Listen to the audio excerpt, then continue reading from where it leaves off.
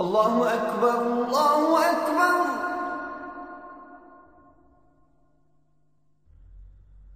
الله أكبر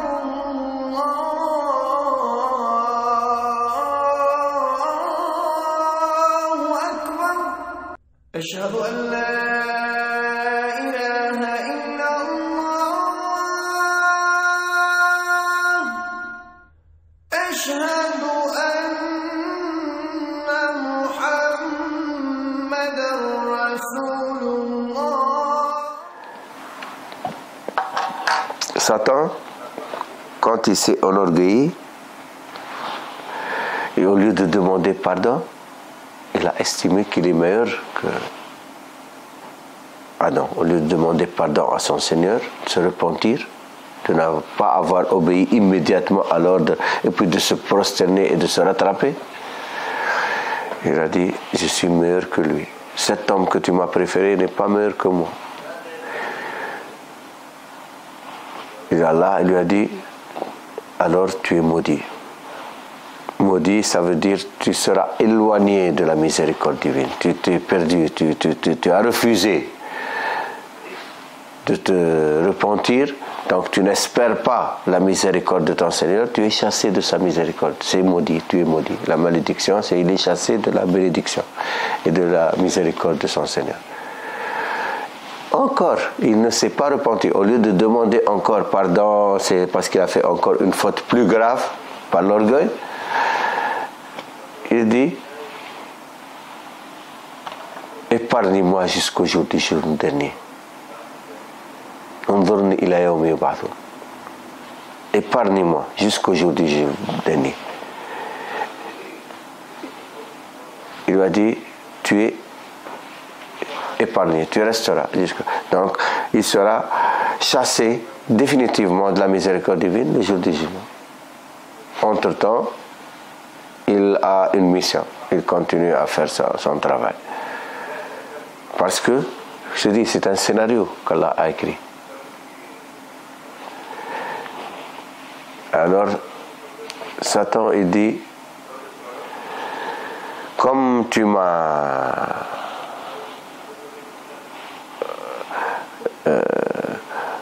bima aghwaytani, comme tu m'as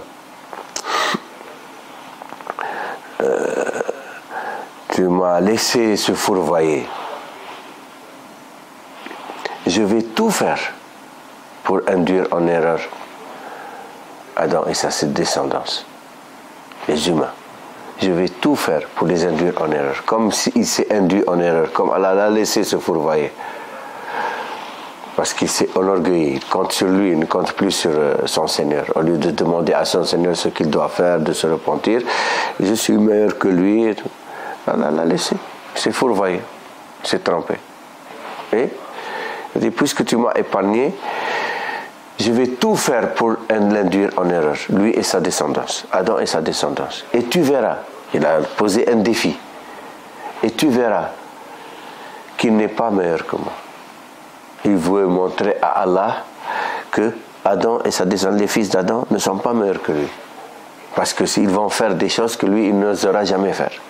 Donc il veut tout prouver, tout faire pour prouver à Allah que Adam et les fils d'Adam, l'humanité, ne sont pas meilleurs que lui. Il est meilleur que, comme il a dit, il a dit qu'il est meilleur que Adam. Donc c'est pour ça qu'il vient toujours aux humains, il leur fait des suggestions. Il les pousse à faire. Il les pousse, il ne pousse pas physiquement, psychiquement. C'est dans la tête. Et quand l'être humain commet un délit, ou commet un crime, ou commet un péché, il a consommé l'acte. C'est fini. Maintenant, il ne lui reste plus qu'à se repentir, l'être humain, et se faire vraiment humble, indigent, tout petit devant son Seigneur pour espérer obtenir la miséricorde divine et le repentir. C'est pour ça que le nom du repentir, Tawab, est très important à comprendre pour les croyants. Ça, c'est le dernier recours qu'Allah a laissé pour nous, pour ne pas être immanquablement punis pour nos péchés. S'il n'y avait pas le tawab qui se manifeste, le nom tawab, la tauba, on est perdu. C'est parce que Satan, même Allah dit dans le Coran, et Satan, Iblis ne s'est pas trompé sur eux. Regarde la majorité des humains, qu'est-ce qu'ils font? Donc, ils répandent le sang, ils sèment la corruption. Et encore, il y a des choses qu'ils font abominables aux yeux d'Allah. Donc, Iblis savait de quoi il parlait. Il était l'un des plus intelligents de la création. Et il continue maintenant à œuvrer. Il pousse l'être humain. Quand l'être humain il fait un crime, ou il commet un délit, ou il consomme un péché, il dit, moi je suis innocent. Moi je crains Allah. Moi je n'ose jamais faire ça. Il ne fait pas, il te pousse à faire. Donc, c'est un ennemi irréductible. Il n'a pas d'autre mission que de nous amener en enfer. Il veut montrer pourquoi il amène aux enfers? Parce que c'est lui là-bas qui règne. C'est lui. Il va être sous son autorité. C'est lui le maître des enfers. Les prophètes, ils sont chargés de remplir le paradis. Et lui, il est chargé de remplir l'enfer. S'il n'y avait pas Satan, qui va remplir l'enfer? Il n'y aurait pas de péché, il n'y aurait pas de crime, de délit. Donc c'est lui qui fait des suggestions.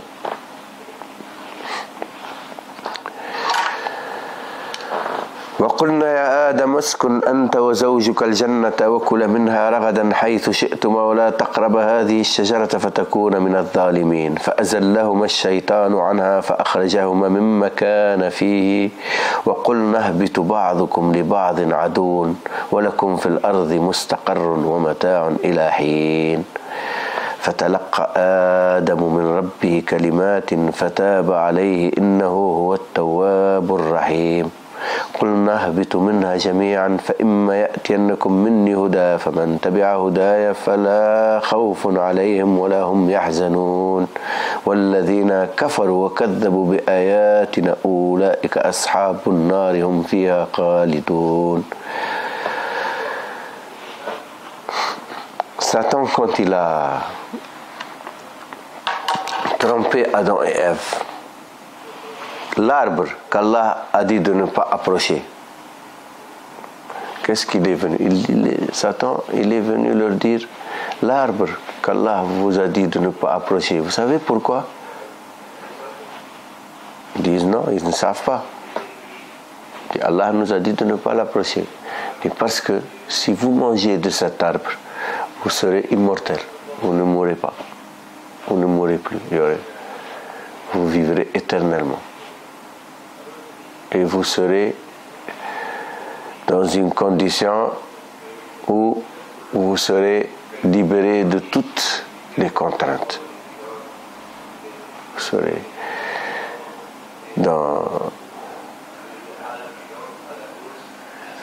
vous aurez un pouvoir qui n'a pas de limite.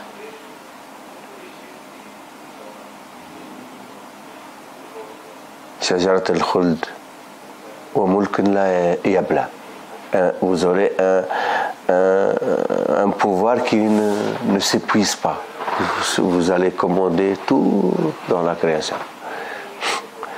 Et il revient avec des ruses subtiles chaque fois, jusqu'à ce que la curiosité qu'il a suscitée en eux les laisse se concentrer sur cet arbre.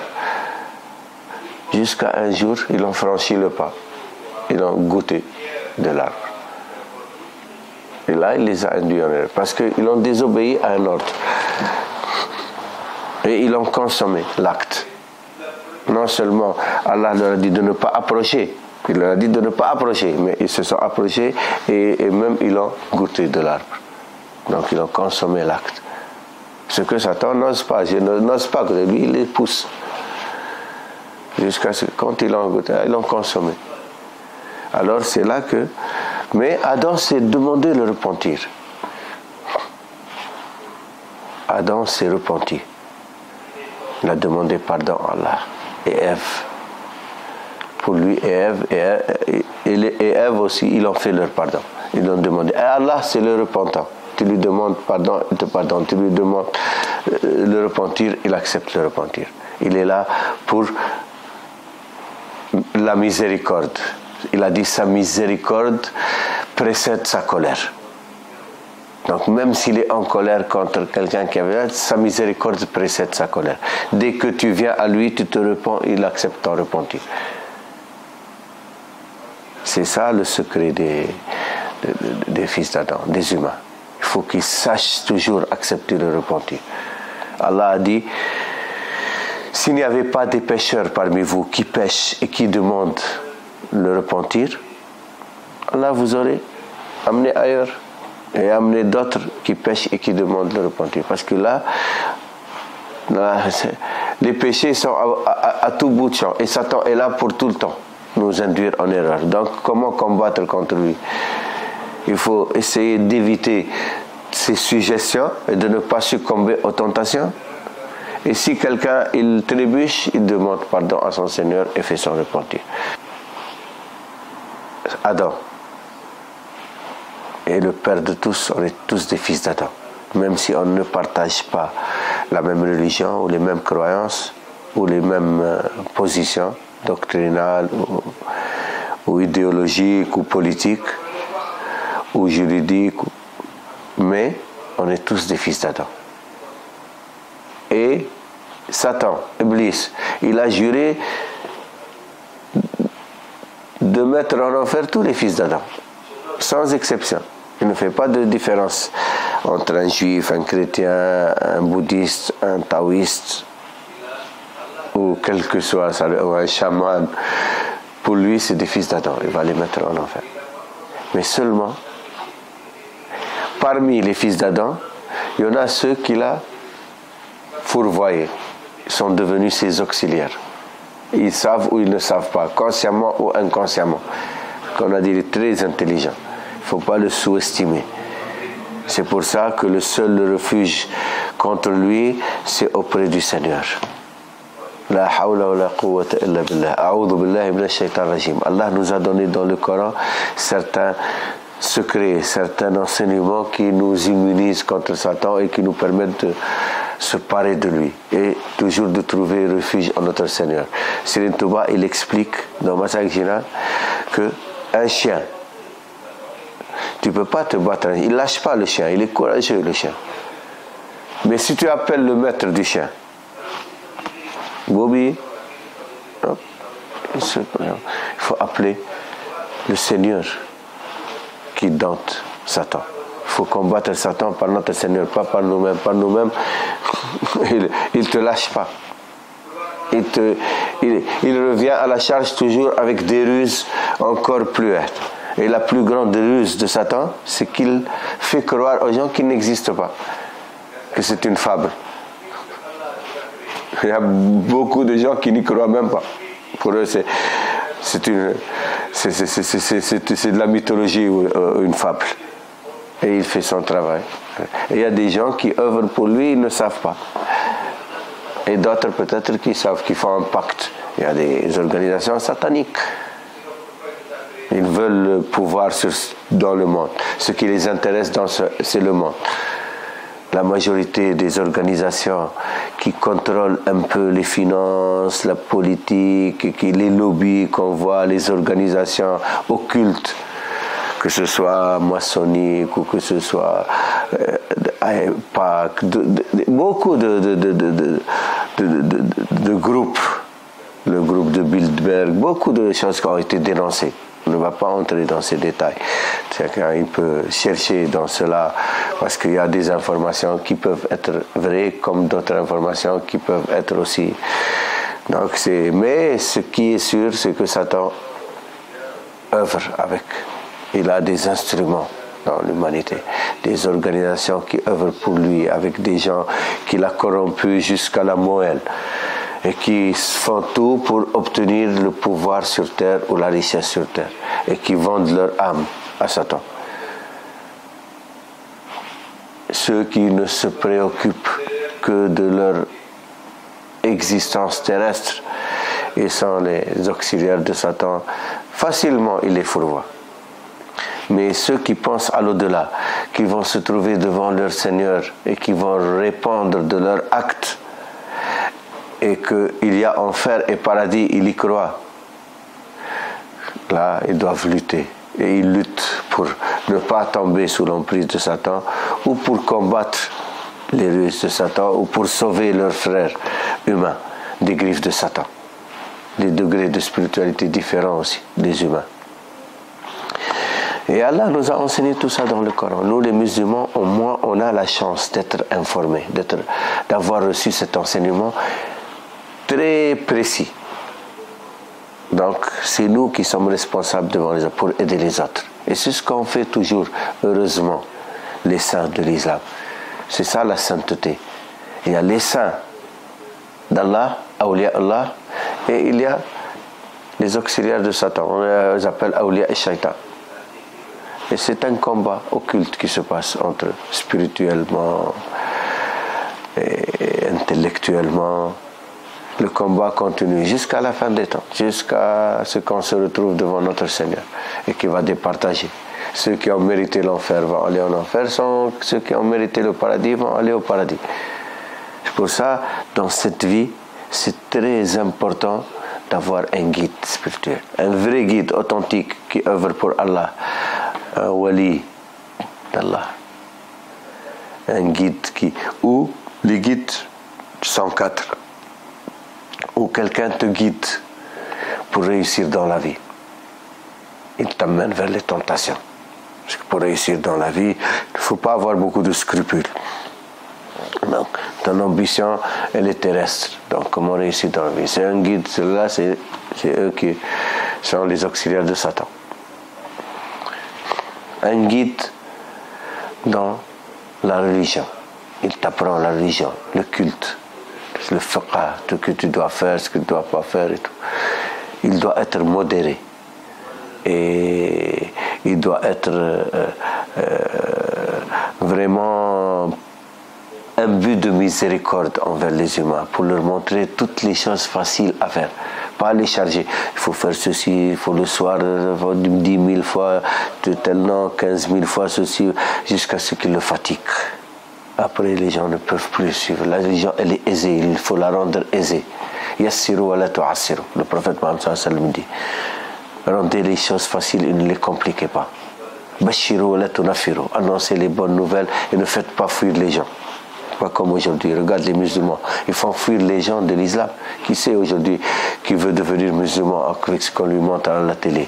Les bombes qui explosent de partout, les bombes qui tombent du ciel, des voitures, des guerres sans fin, on égorge. Je te dis ça, c'est au nom de l'islam. Ça, c'est l'islam du prophète Mohammed sallallahu alayhi wa sallam. C'est incroyable. Les musulmans, c'est pour ça que dès le début, on a dit il faut dissocier l'islam, la révélation d'Allah et l'enseignement du prophète Mohammed sallallahu alayhi wa sallam. C'est ça. Les agissements des musulmans, ça les concerne eux. Ça concerne les humains. Ça ne concerne pas le divin. Ça ne concerne pas Allah. Ça concerne les humains. Et ils vont répondre de leurs actes. Le prophète Mohammed sallallahu alayhi wa sallam, il nous a transmis la religion intégrale, Iman, Islam, Ihsan. Et il a pris à témoin Allah, et il a pris les musulmans à témoin. Est-ce que je vous ai transmis? On dit tu as transmis. Allah atteste que j'ai transmis. Il nous a transmis. Maintenant, c'est notre responsabilité. Entièrement. Comment nous appliquons cet enseignement. Les applications, c'est nous qui sommes responsables, les croyants, les musulmans. Donc tout ce qu'on peut avoir ici, dans l'islam, ce qui se passe dans le monde, le prophète Mohammed sallallahu alayhi wa sallam est innocent. À moins que tu suis ses enseignements. Et qui dit, Bashiru wa la tunaffiru, annoncez les bonnes nouvelles et ne faites pas fuir les gens de l'islam. Yassiru wa la tu'assiru. Rendez les choses faciles, aisées et ne les compliquez pas. Le prophète Mohammed sallallahu alayhi wa sallam, on venait lui demander des choses, il lui dit, ce que Allah a dit, faites-le. Ce que je vous ai dit de faire, faites-le. Ce que Allah n'a rien dit ou moi je n'ai rien dit, ne cherchez pas. Parce que vous allez vous charger de choses qui n'ont pas été édictées. Si vous me demandez, je suis obligé de vous donner des choses. Et ça va être une charge de plus pour vous. Donc il a laissé beaucoup de latitude aux musulmans. Il disait, consulte ton cœur, même si les juristes donnent leur avis. Ifti qalbaka wa law iftaka al-mufti. Donc ils rendaient la religion facile aux gens. Mais nous, on l'a chargé, on l'a compliqué, on a maintenant des écoles différentes, des madhab différents, des doctrines différentes, des aqaïd différentes, chacun se bat pour ses positions. On dirait on fait la guerre entre nous. Et on fait la guerre, malheureusement. Regarde ce qui se passe au Yémen, en Arabie Saoudite, en Irak. C'est des musulmans qui se battent contre eux, non? En Syrie, partout maintenant. Grand Maghreb, Libye. On est arrivé, et même avant, il y a eu des guerres entre les différentes dynasties, les différents pays, les musulmans entre eux. Et ça, le prophète est innocent. Donc, le rôle de Satan, c'est de semer la zizanie parmi les musulmans. Satan a désespéré d'arracher du cœur du musulman la ilallah Muhammad Rasulullah. Tout musulman, quelle que soit son obédience, sunnite, chiite, ibadite, zaïdite, salafi, soufi, quelle que soit son obédience, quelle que soit son école juridique, la ilaha illallah Muhammad Rasulullah est dans son cœur et dans sa langue et dans sa tête. Bon, Satan ne peut pas l'arracher, mais il déforme les croyances sur des points mineurs des fois. Et des débats extraordinaires qui n'en finissent pas jusqu'à aujourd'hui d'alimenter notre théologie. Et ça, c'est son rôle. Chacun dans son rôle. Lui, il n'est pas son rôle de nous guider vers le paradis, il est son rôle de nous guider vers l'enfer. Donc c'est pour ça, celui qui te guide dans cette vie, t'amène vers les tentations, celui qui te guide dans la religion, il faut qu'il soit doux, clément et miséricordieux, sinon il va te fatiguer. Au lieu de te rendre la religion aisée, il va te fatiguer jusqu'à te faire désespérer du paradis. Parce que si tu suis à la lettre, par exemple, beaucoup de conclusions juridiques, qui va aller au paradis? Qui va remplir toutes ces conditions? Alors que ce sont des avis juridiques pour encadrer un peu. Normalement, c'est fait pour barrer la route de l'enfer, pour que les gens ne font pas. Donc c'est des enseignements. Et même dans les juristes, il y en a qui penchent plus vers la facilité et d'autres qui plus vers la rigueur. Les gens vers la miséricorde et les autres vers la rigueur. Donc c'est pour ça qu'il y a des fois des contradictions. Mais il faut les comprendre à leur juste mesure, ne pas leur donner une valeur absolue. C'est des enseignements. Celui qui te guide dans la connaissance, donc on a dit celui qui te guide dans la réussite professionnelle ou sociale ou dans la vie, t'amène vers les tentations. Celui qui te guide dans la religion, il ne faut pas qu'il te fatigue et te charge avec beaucoup de choses que le prophète ne nous a pas chargé avec. Et celui qui te guide dans la connaissance, il t'aide, au moins il t'assiste, parce que la connaissance, c'est nécessaire. Parce que la connaissance, elle se divise en la connaissance d'Allah, comment connaître Allah, et la connaissance des lois d'Allah. La connaissance des lois d'Allah, c'est de la religion. C'est avec les lois et les ahkam. Et la connaissance d'Allah, c'est dans la théologie, dans la aqida. Donc il t'aide. Comment connaître Allah? Car comment adorer ce que tu ne connais pas? Tu dois connaître Allah par ses noms, par ses attributs, ce qui est possible, ce qui est impossible, ce qui est nécessaire. Il y a des catégories de la raison, dans la logique. Donc tu apprends à connaître ton Seigneur. Il t'aide. Et celui qui te guide vers Allah, il t'apporte la paix, la sérénité, il t'amène à destination. Parce que la finalité, c'est d'atteindre la proximité d'Allah, d'obtenir son agrément, de vivre en conformité avec sa volonté. Ça, c'est le guide vers Allah. C'est important, c'est pour ça d'avoir un guide. Le prophète Mohammed sallallahu alayhi wa sallam, c'était lui, le prophète, l'envoyé, qui guidait les croyants. Mais les Sahaba eux-mêmes, ils l'ont dit, dès le prophète, à peine il était enterré, et ils sentaient leur état spirituel diminuer. Et ils commençaient à avoir des rivalités. Et après ça s'est tourné en conflit. D'abord larvé, après ça a pris des proportions. À chaque Au début, les Ansar et les Muhajirin n'étaient pas d'accord sur le khalifa, à qui elle revenait aux Ansar et Muhajirin. Après, on a tranché sur Sayyidina Abu Bakr, sans consultation, et il y a eu une certaine réticence de la part de Al-Bayt et de ceux qui étaient avec eux, avec Al-Bayt. Après, ça s'est réglé, Sayyidina Omar a réglé avec justice et équité, et après, c'était le khalifa de Sayyidina Osman, qui les dernières années a débordé parce que les gouverneurs qu'il avait mis en place et ceux qui occupaient les plus éminentes positions faisaient partie de sa famille, les Omeyyades, et beaucoup se plaignaient de l'injustice, et il a fini par un drame, l'assassinat de Sayyidina Osman, après Sayyidina Ali. Alors que tous sont des sahaba. Sayyidina Ali même a dû combattre d'autres sahaba qui ont renié le pacte après avoir fait le pacte, et ça allait créer une grande zizanie dans l'islam. Talha, Zubayr et même Aïcha, la femme du prophète, était avec eux. Donc c'est les plus proches du prophète Mohammed sallallahu alayhi wa sallam, parce que le prophète n'était plus là pour eux. Et le Coran, comme on a dit, il peut être interprété par des compréhensions différentes. Tous se référaient au Coran et tous se référaient au hadith du prophète. Pourtant, ils divergeaient leur opinion. Personne ne pourra te dire que c'est de mauvaise foi. Surtout Talha, Zubayr, Aïcha, c'est leur interprétation. Et pourtant, ils étaient contents. Après, tout est rentré dans l'ordre. Même Aïcha s'est repentie. Talha, Zubayr ont été malheureusement assassinés par d'autres qui n'étaient même pas dans le camp de Ali. Zubayr avait quitté le champ de bataille, des gens l'ont rencontré en route, ils l'ont tué, ils sont allés amener sa tête à Sayyidina Ali. Sayyidina Ali, il dit: je vous annonce l'enfer. Il dit: ah, mais c'est ton ennemi. Il dit: le prophète m'a dit, annonce l'enfer à celui qui tue Zubayr. Il a prié, il a pleuré sur lui. Talha aussi, on l'a trouvé mort avec une flèche qui est partie de son camp. On dit que c'est Marwan ibn al-Hakam. Et Sayyidina Ali, quand la bataille est finie, il a demandé de prier sur tous les morts, orientés vers la Qibla, et que c'est des musulmans qui sont morts. Ils se sont trompés d'opinion. Il ne les a pas condamnés. Il n'y avait ni butin de guerre, ni les mêmes certains. Non.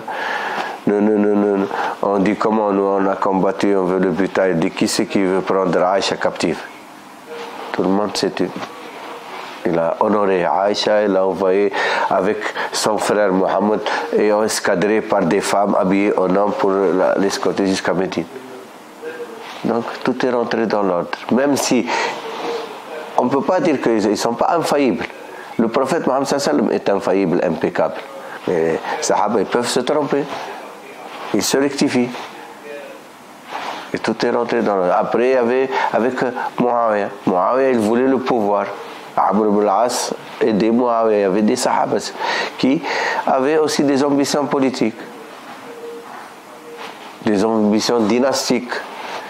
Ça, c'est humain, c'est l'être humain. Il ne faut pas que notre religion repose sur ces fêtes-là. C'est les fêtes humaines. Il faut qu'on retourne au Coran et au hadith du prophète Mohammed sallallahu alayhi wa sallam. Mais malheureusement, jusqu'à aujourd'hui, c'est ce qui nous divise, les musulmans. Ce sont ces événements dont je parle. C'est ceux qui divisent les musulmans, uniquement. Tous les restes, ces autres, c'est facile. Ce sont des points de détail théologiques ou juridiques qui peuvent être réglés facilement par une intelligence saine, sans prétention.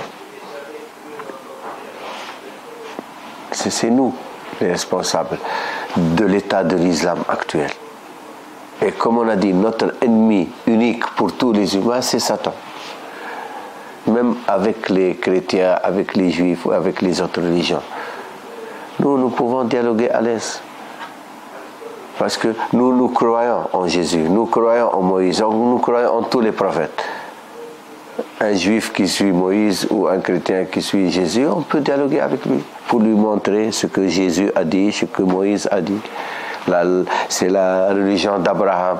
Mohammed sallallahu alayhi wa sallam est venu confirmer cette religion, pas l'infirmer. Qu'il y a eu des erreurs. Eux aussi ont commis des erreurs humaines, beaucoup d'erreurs humaines. Ils ont chargé leurs textes, leurs révélations de beaucoup de leurs déficiences ou de leurs rivalités Et ça a créé des courants divers et ils ont déformé le message. Nous, le Coran, c'est une grille de lecture avec laquelle on peut lire tous les livres révélés, parce que tous les livres révélés sont en synthèse dans le Coran. Les musulmans doivent comprendre qu'ils ne sont pas des victimes de cette société, mais malheureusement, ils ne jouent pas leur rôle. Nous devrons normalement nous diriger l'humanité vers leur salut, parce que c'est nous qui pouvons les sortir des griffes de Satan. Mais malheureusement, on est devenu à la solde. Regarde, par exemple, prends le cas de nos frères dans le Golfe. Allah leur a donné des fortunes inouïes. Là, prends l'Arabie Saoudite, ils dépensent des milliards pour diffuser pas l'islam, leur croyance, leur compréhension de l'islam étroite. Ils ont encadré la religion dans leur pensée, dans leur mentalité. Et ils veulent. Cet islam-là, les gens n'en veulent pas. Personne n'en veut. Même les musulmans n'en veulent pas. N'en veulent pas. Parce que ce n'est pas l'islam du prophète Mohammed sallallahu alayhi wa sallam. Comme on a dit, le prophète Mohammed sallallahu alayhi wa sallam dit de rendre les choses aisées, pas compliquées, et d'annoncer les bonnes nouvelles, pas de faire fuir les gens. Cet islam-là fait fuir les gens. Tout le monde sont des mouchriks, des kafirs, n'importe quel détail. Il y a des choses qui donnent. Qu'est-ce que ça a à voir avec notre religion ou avec le Coran? D'aller visiter les morts, tu pries pour les morts, on te dit non, c'est du shirk, tu vénères les tombes, tu vénères les morts. Tu vas voir un saint pour lui demander conseil ou de prier pour toi parce que Allah agrée son doigt et te dit non, tu adores l'être humain au lieu d'adorer Dieu. Qu'est-ce que ça veut dire? Le prophète Mohammed sallallahu alayhi wa sallam lui-même a dit à Sayyidina Ali et Sayyidina Omar d'aller voir Owais, de lui transmettre ses salutations, Owais al-Qarni, et de lui demander de prier pour vous. Car Allah ne rejette pas ses prières. Il les a envoyés chez Owais pour prier sur eux. Nous, on va chez un saint pour prier, on dit pourquoi tu ne pries pas directement Allah? Mais c'est de l'ignorance pure et simple. Tu ne peux pas dialoguer avec un ignorant. Tu dis, bon frère, apprends ta religion avant de parler de la religion.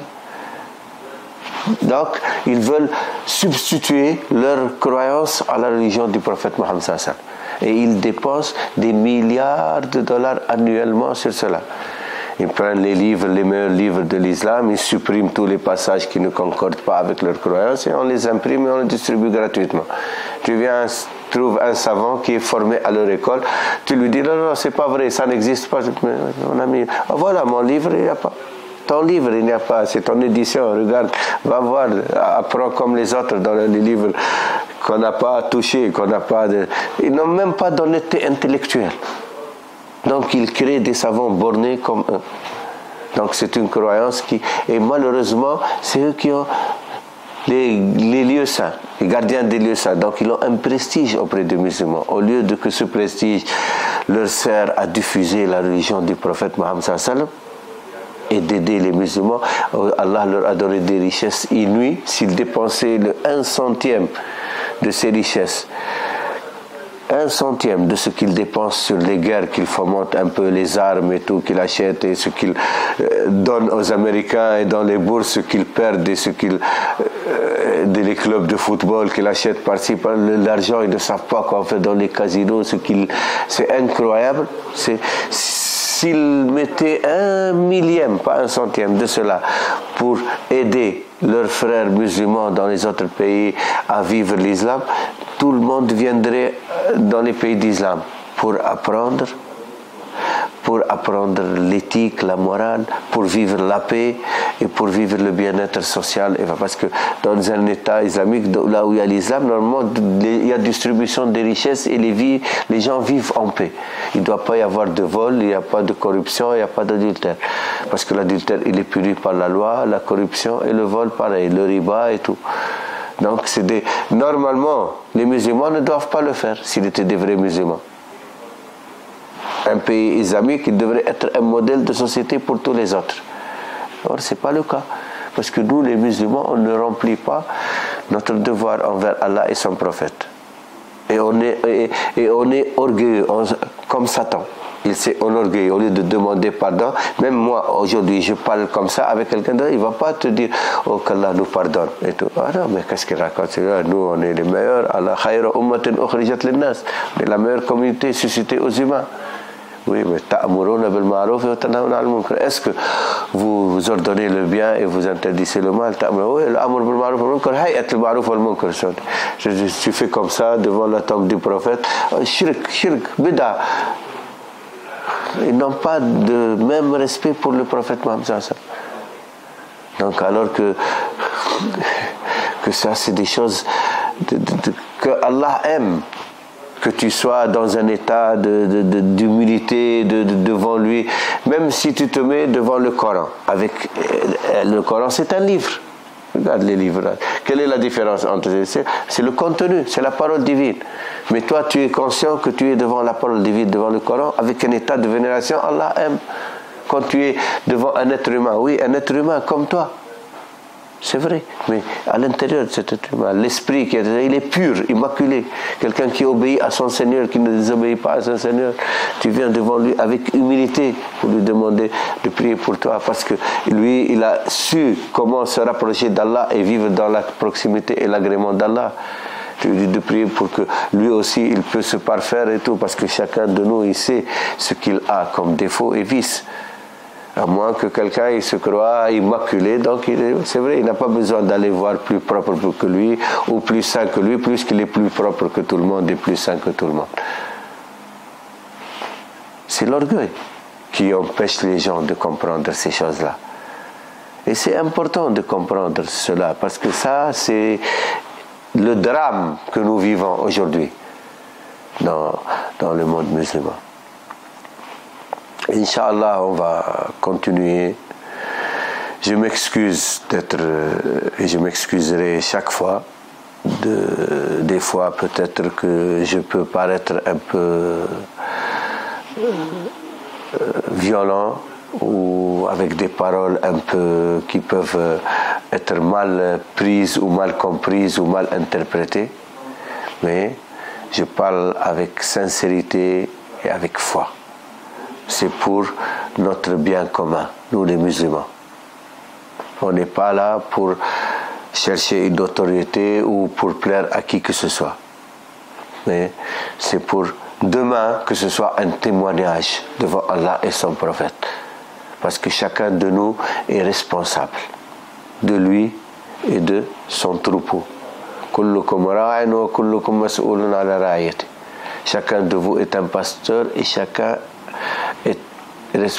de vous est un pasteur, il est responsable de son troupeau. Et la religion est le bon conseil, ad-dinu nasih.